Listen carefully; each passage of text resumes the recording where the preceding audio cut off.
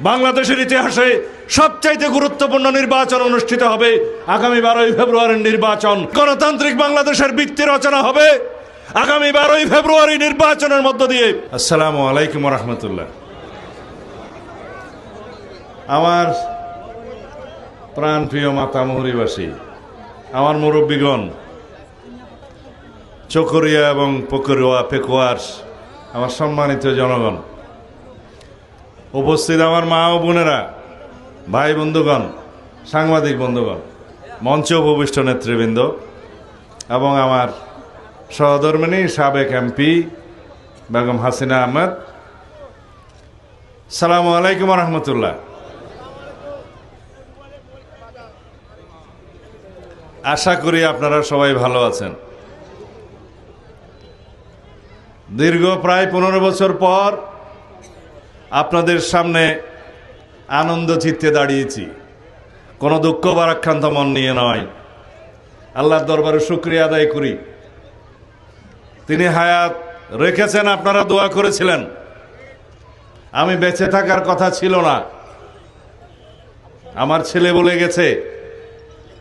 তাদের মানসিক কি অবস্থা ছিল আপনারা বুঝতে পারেন। আমাকে হত্যা করার উদ্দেশ্যে গুম করা হয়েছিল।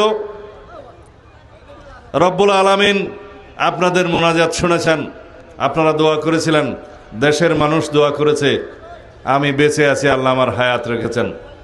নিশ্চয়ই কোনো কাজ বাকি আছে, সেই কাজ করে যাচ্ছি।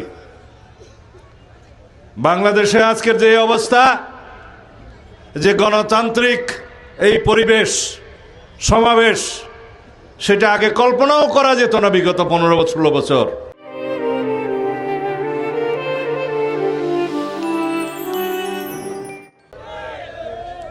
আপনারা কেউ স্বাধীনভাবে ভোট দিতে পেরেছেন? সেই ভোটাধিকার অর্জনের জন্য, বাংলাদেশের মানুষের গণতান্ত্রিক অধিকার অর্জনের জন্য, আদায়ের জন্য, সাংবিধানিক অধিকার আদায়ের জন্য রক্ত দিতে হয়েছে, শত সহস্র শহীদ হতে হয়েছে আমাদের সন্তানদের। দীর্ঘ 17 বছরের এই বিরামহীন সংগ্রামে নেতৃত্ব দিয়েছেন দেশনেত্রী বেগম খালেদা জিয়া, পরবর্তীতে জনাব তারেক রহমান।